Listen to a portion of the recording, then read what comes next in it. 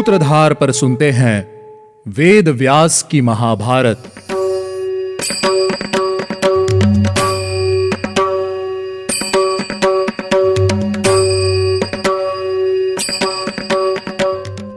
Hello listeners, स्वागत है आपका सूत्रधार प्रस्तुति वेद व्यास की महाभारत में। वेद व्यास की महाभारत में आप सुनते हैं गीता प्रेस गोरखपुर द्वारा प्रकाशित महाभारत कथा। मुझे उम्मीद है कि आप सभी को हमारे एपिसोड सुनने में उतना ही आनंद आ रहा होगा जितना आनंद हमें इन्हें आपके लिए बनाने में आता है। पिछले एपिसोड में हमने जरासंध के जन्म की कथा सुनी। ऋषि चंड कौशिक के वरदान से राजा बृहद्रथ को पुत्र की प्राप्ति हुई, लेकिन फल आधा आधा खाने के कारण उस बालक का जन्म दो अलग अलग टुकड़ों के रूप में हुआ, जिसे जरा नाम की राक्षसी ने जोड़ा, जिस कारण उस बालक का नाम जरासंध रखा गया। एपिसोड के अंत में जरासंध ने महादेव को प्रसन्न करके वरदान प्राप्त किया और सभी राजाओं को वश में करने लगा। अब श्री कृष्ण युधिष्ठिर को जरासंध के वध के विषय में विचार करने के लिए कह रहे हैं। चलिए जानते हैं आगे की कथा। श्री कृष्ण युधिष्ठिर से कहते हैं, महाराज, हम जरासंध की राजधानी जाकर जब उससे एकांत में मिलेंगे, तब वह हम तीनों में से किसी एक के साथ द्वंद्व करना स्वीकार कर लेगा। यह भी निश्चित है कि वह अपने बल को सिद्ध करने के लिए भीमसेन जैसे बड़े योद्धा से ही युद्ध निश्चित करेगा। जैसे संपूर्ण जगत के विनाश के लिए यमराज काफी है, उसी प्रकार भीम जरासंध के वध के लिए काफी है। राजन, यदि आपको मुझ पर विश्वास है तो अर्जुन और भीम दोनों को धरोहर के रूप में मुझे दे दीजिए। श्री कृष्ण के वचन सुनकर अर्जुन और भीम बहुत प्रसन्न हुए। उस समय उन दोनों की ओर देखकर युधिष्ठिर ने कहा, यथा वदसि गोविंद सर्वतदुपपद्यते हि त्वमग्रतस्तेषां येषां लक्ष्मीः पराङ्मुखी। अर्थात गोविंद, आप जैसा कहते हैं वह सब ठीक है। जिनकी राज्य लक्ष्मी विमुख हो चुकी है, उनके सम्मुख आप आते ही नहीं हैं। आपकी आज्ञा के अनुसार चलने मात्र से ही मैं यह मानता हूँ कि जरासंध मारा गया। सभी राजाओं को उसकी कैद से छुटकारा मिल गया और मेरा राजसूय यज्ञ भी पूरा हो गया। आप वही उपाय कीजिए जिससे यह कार्य शीघ्र ही पूरा हो जाए। युधिष्ठिर के ऐसा कहने पर श्री कृष्ण, अर्जुन और भीम मगधराज जरासंध से द्वंद्व करने के लिए उसकी राजधानी की ओर चल दिए। उन्होंने तेजस्वी ब्राह्मणों का भेष धारण किया ताकि कोई भी उनके क्षत्रिय होने का सत्य जान न पाए। जरासंध के प्रति रोष के कारण वे प्रज्वलित से हो रहे थे। जाति भाइयों का उद्धार करने के लिए उनका महान तेज प्रकट हुआ था। उनको जाता देख युधिष्ठिर को निश्चय हो गया था कि जरासंध अवश्य मारा जाएगा। वे तीनों कुरु देश से निकलकर कुरु जंगल के बीच से होते हुए पद्म सरोवर पहुंचे। फिर कालकुट पर्वत को लांघकर गणकी, महाशोण, सदानीरा और एक पर्वतक प्रदेश की सब नदियों को पार करते हुए आगे बढ़ते गए। इससे पहले मार्ग में उन्होंने सरयू नदी पार करके पूर्वी कौशल प्रदेश में भी प्रवेश किया था। कौशल पार करके बहुत सी नदियों को पार करते हुए वे मिथिला में गए। गंगा और शौण भद्र को पार करके वे तीनों पूर्व की ओर आगे बढ़ने लगे। उन्होंने कुश और चीर से ही अपने शरीर को ढक रखा था। जाते जाते वे मगध देश की सीमाओं में पहुंच गए। उस समय उन्होंने गोरथ पर्वत से मगध की राजधानी को देखा। श्री कृष्ण ने अर्जुन और भीम को मगध के इतिहास के बारे में बताया, जिसके बाद उन्होंने राजधानी में प्रवेश किया। वे प्रमुख फाटक पर न जाकर नगर के चैत्यक नामक ऊंचे पर्वत पर चले गए। उस नगर में निवास करने वाले मनुष्य और राजा बृहद्रथ के परिवार के लोग उस पर्वत की पूजा किया करते थे। मगध देश की प्रजा को यह चैत्यक पर्वत बहुत ही प्रिय था।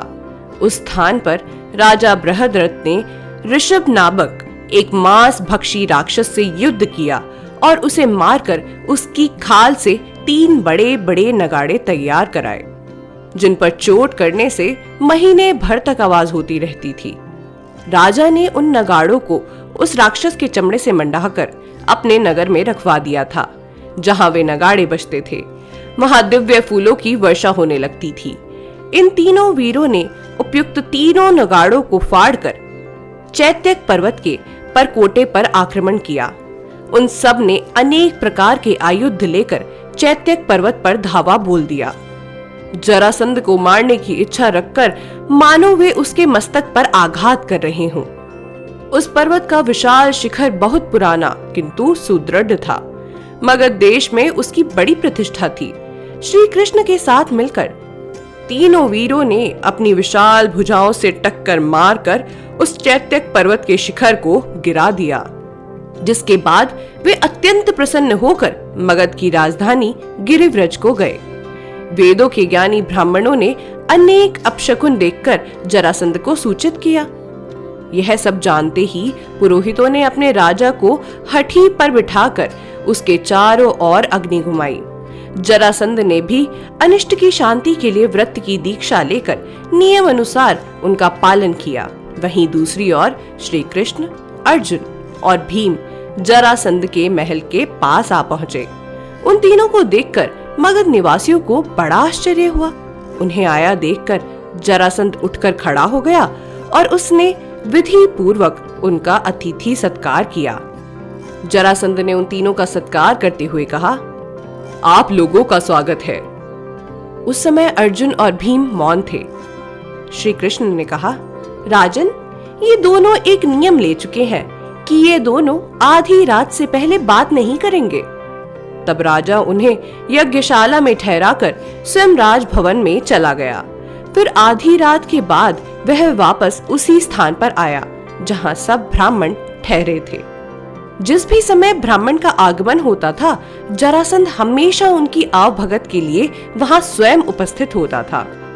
जिस समय जरासंध वहां पहुंचा, वे तीनों वीर अपूर्व वेश में वहां खड़े थे। उन्हें इस प्रकार देखकर जरासंध को बड़ा विस्मय हुआ। जरासंध को आया देख वे तीनों खड़े हो गए और इस प्रकार बोले, महाराज, आपका कल्याण हो। अब कभी वे जरासंध की ओर देखते तो कभी आपस में एक दूसरे को देखते। जरासंध उन सबको पहचान गया था। तब उन तीनों की ओर लक्ष्य करके उसने कहा, आप लोग बैठ जाएं। फिर वे सभी बैठ गए। तब जरासंध ने उन तीनों की निंदा करते हुए कहा, ब्राह्मणों का वेश धारण किए हुए तुम लोग कौन हो? तुम्हारे गले में फूलों की माला है और भुजाओं में धनुष की प्रत्यंचा की रगड़ का चिन्ह भी स्पष्ट दिखाई देता है। आप लोग क्षत्रिय जैसा तेज धारण करते हैं, लेकिन परिचय ब्राह्मण का देते हैं। सत्य बोलो, तुम लोग कौन हो?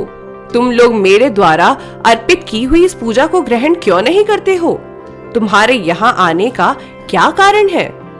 जरासंध के ऐसा कहने पर श्री कृष्ण ने संदिग्ध और गंभीर वाणी से कहा, राजन, तुम हमें सनातक ब्राह्मण समझ सकते हो। सनातक व्रत का पालन करने वाले ब्राह्मण क्षत्रिय और वैश्य तीनों वर्ण के लोग होते हैं। इनमें भी कुछ विशेष नियमों का पालन करने वाले होते हैं और कुछ साधारण होते हैं। विशेष नियम का पालन करने वाले क्षत्रिय हमेशा लक्ष्मी को प्राप्त करता है। जो पुष्प धारण करते हैं उनमें लक्ष्मी का निवास ध्रुव है, इसीलिए हम लोग पुष्पधारी हैं। राजन, क्षत्रिय का बल और पराक्रम उसकी भुजाओं में होता है। वह बोलने में वैसा वीर नहीं होता, इसीलिए क्षत्रिय का वचन विनय युक्त बताया गया है। यदि तुम वह बल देखना चाहते हो तो निश्चय ही देख लोगे। धीर मनुष्य शत्रु के घर में बिना दरवाजे के जाता है। हम अपने कार्य से तुम्हारे घर आए हैं।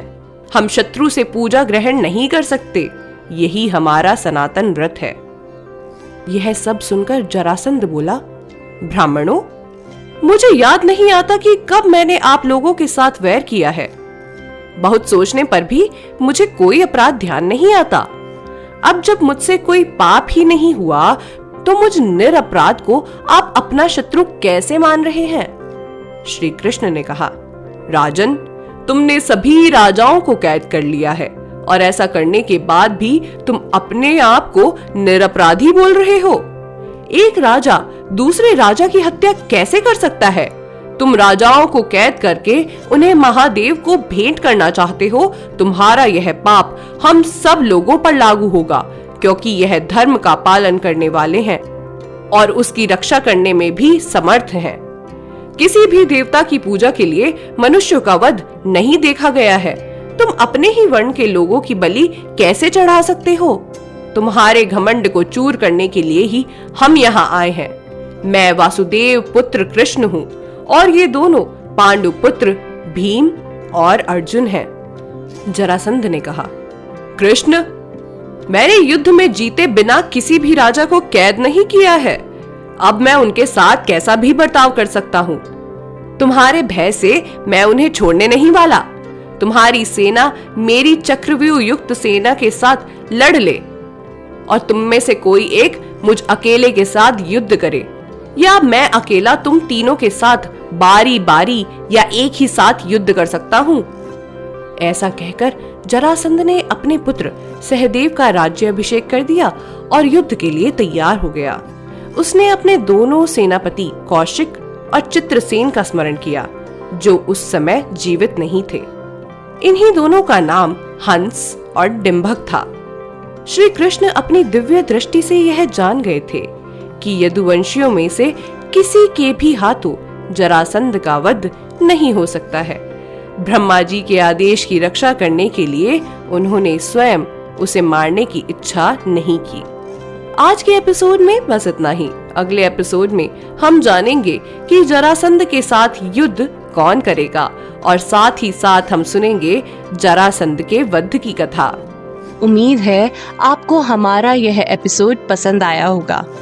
अगर आप इस एपिसोड से रिलेटेड कोई भी सवाल पूछना चाहते हैं तो हमारे social media platform Twitter, Facebook, Instagram पर हमसे संपर्क कर सकते हैं। हमारा सोशल मीडिया हैंडल है माय सूत्रधार। साथ ही साथ ऐसी ही अनेक रोचक पौराणिक कथाओं के वीडियो देखने के लिए आप डाउनलोड कर सकते हैं हमारी सूत्रधार ऐप। हमारी ऐप एंड्रॉइड और iOS दोनों यूजर्स के लिए उपलब्ध है। यहाँ आपको हर एक कहानी सुंदर चित्रण और सटीक फैक्ट्स के साथ मिलेगी। इसके अलावा आप श्री राम कथा, मिनी टेल्स पॉडकास्ट हिंदी और इंग्लिश, नल दमयंती प्रेम कथा हिंदी, इंग्लिश तथा ऐसी ही अनेक कहानियाँ अपने मनपसंद ऑडियो प्लेटफॉर्म पर सुन सकते हैं। लिंक आपको डिस्क्रिप्शन में मिल जाएगा। मैं आपकी सूत्रधार मान्या शर्मा मिलूंगी आपसे अगले एपिसोड में। याद रखिएगा, हम हर सोमवार और शुक्रवार आपसे मिलते रहेंगे।